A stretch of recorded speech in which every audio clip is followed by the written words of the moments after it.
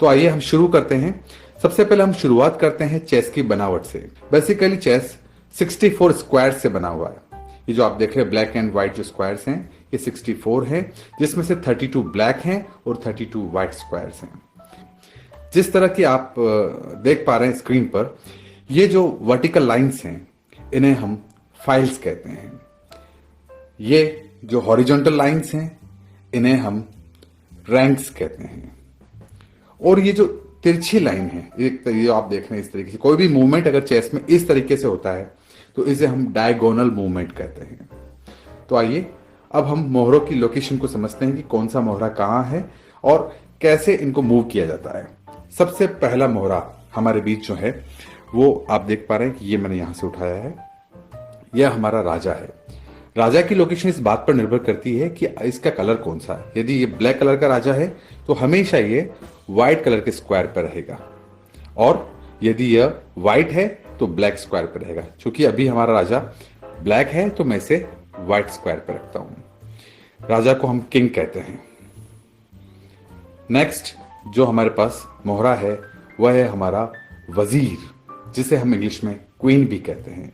यह हमारा सबसे पावरफुल मोहरा है जो चेस में किसी भी दिशा में चल सकता है, जिसको हम अभी आगे देखेंगे। राजा के जस्ट पास में रहता है वजीर।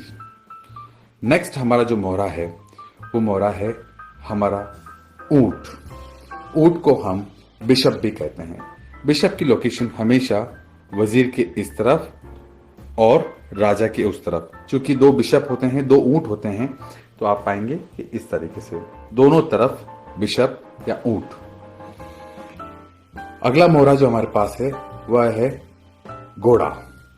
घोड़े को हम नाइट भी कहते हैं। नाइट दो होते हैं और हमेशा ऊंट के पास में होते हैं।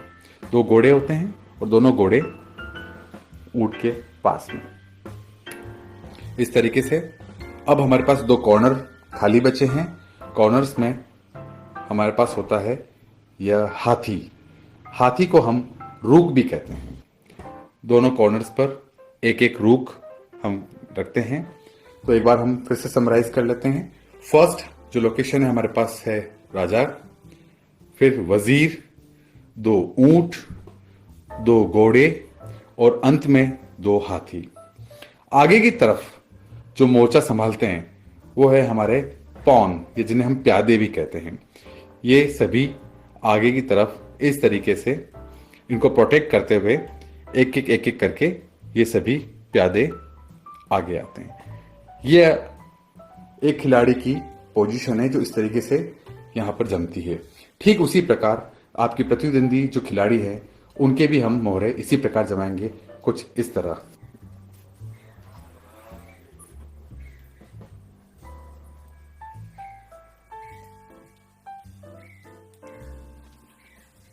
तो फ्रेंड्स, इस तरह हमारे दोनों खिलाड़ियों के मोहरे अपनी चाल चलने के लिए तैयार है। आइए हम गेम शुरू करते हैं और हर मोहरे की शक्ति या उसकी चलन शक्ति को हम देखने का प्रयास करते हैं। सबसे पहले हमारे पास जो मोहरा है वह है हमारा पॉन या प्यादा। प्यादे की एक विशेषता होती है कि प्यादा शुरुआत में एक कदम या दो कदम, अपनी सहूलियत के अनुसार खिलाड़ी चल सकता है। वह एक कदम भी चल सकता है और दो कदम भी चल सकता है। लेकिन जब सामने ओपोनेंट, सामने वाले खिलाड़ी का अगर प्यादा यहां पर है, कोई भी अगर मोहरा यहां रखा है, तो वह उस और दो कदम भी चल सकता है। कि प्यादा शुरुआत में एक कदम या दो कदम, अपनी सहूलियत के अनुसार खिलाड़ी चल सकता है। वह एक कदम भी चल सकता है और दो कदम भी चल सकता है।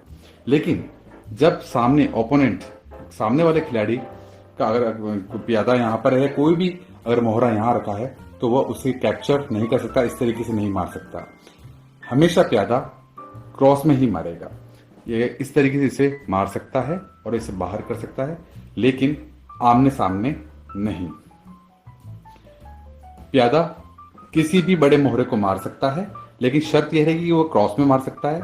और यदि एक और नियम, प्यादा चलता हुआ यदि इस तरह आगे तक अंतिम जो रैंक तक पहुंच जाता है, तो वह आगे चलकर कुछ भी बन सकता है। मीन्स वहां पे स्थित किसी भी मोहरे का स्थान ले सकता है। यह ऊंट भी बन सकता है, घोड़ा भी बन सकता है, और वो पुनः उसे जीवित कर सकता है। तो हमारा पूरा प्रयास ये होना चाहिए कि किसी भी तरीके से सामने वाले खिलाड़ी का मोहरा या जो प्यादा है वो यहां तक ना पहुंचे।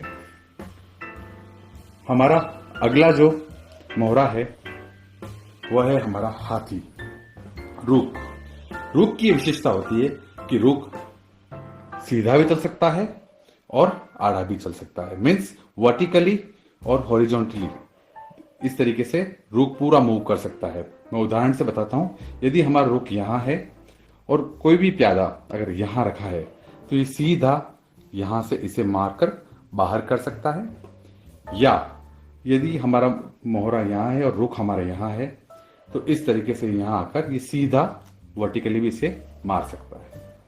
ये हुआ रुख का मूवमेंट, हाथी का। हमारा अगला प्यादा है घोड़ा।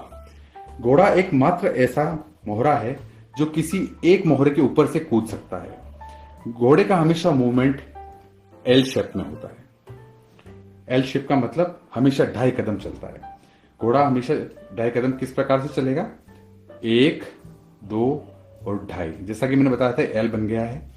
मैं आपको एक अच्छे से एग्जाम्पल से क्लियर करता हूं। यदि सामने वाले प्रतिद्वंदी का मोहरा यहां इस तरीके से रखा है तो आप पाएंगे कि यह 1, 2 उसके बाद लेफ्ट या राइट एल बनाएगा। ये इस तरीके से इसे यहां से इसे मार देगा और 2.5 कदम चल देगा। तो घोड़े का जो मूवमेंट होता है वो आगे पीछे दाएं बाएं कहीं पर भी चारों तरफ 2.5 कदम चल सकता है। हमारा अगला जो मोहरा है वह है ऊंट। ऊंट का जो मूवमेंट होता है वो हमेशा डायगोनल होता है, मीन्स ऊंट ब्लैक से ब्लैक, अगर ब्लैक स्क्वायर पर है तो ब्लैक से ब्लैक पर कहीं पर भी इसे चाल को चल सकता है। उदाहरण के तौर पर अगर यदि हमारा अपोनेंट का जो मोहरा है वो यहां रखा हुआ है तो ऊंट तिरछा चलता हुआ इसको यहां मार सकता है। ऊंट कहीं पर भी ब्लैक से ब्लैक सिर्फ तिरछा ही चलेगा, ऊंट कभी भी सीधा या हॉरिजॉन्टली या वर्टिकली नहीं चल पाएगा।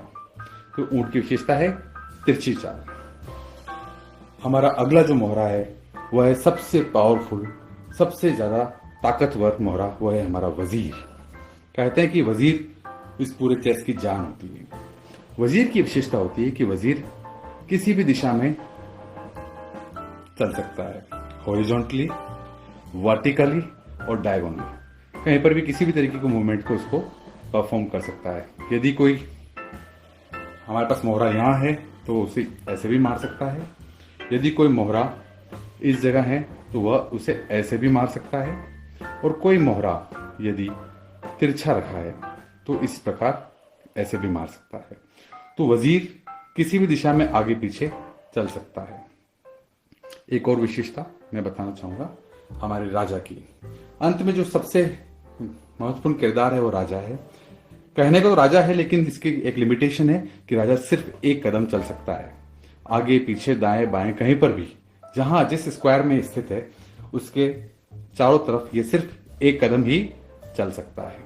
एक अंतिम महत्वपूर्ण बात, हमारा प्यादा सिर्फ आगे की दिशा में जा सकता है। किसी भी सूरत में प्यादा एक बार आगे बढ़ने के बाद वापस नहीं आ सकता। बाकी सारे पीछे जितने भी मोहरे हैं वो आगे पीछे कितनी भी बार आप मूव कर सकते हैं, लेकिन प्यादा सिर्फ आगे की दिशा में ही जाएगा। फ्रेंड्स, यदि ये वीडियो आपको पसंद आया है तो इसे लाइक करना ना भूलें, इस चैनल को सब्सक्राइब करना ना भूलें और साथ में आ रहे बेल आइकॉन को दबाना ना भूलें, ताकि आपको आगे भी इस चैनल के सारे वीडियोस और अपडेट्स मिलते रहें।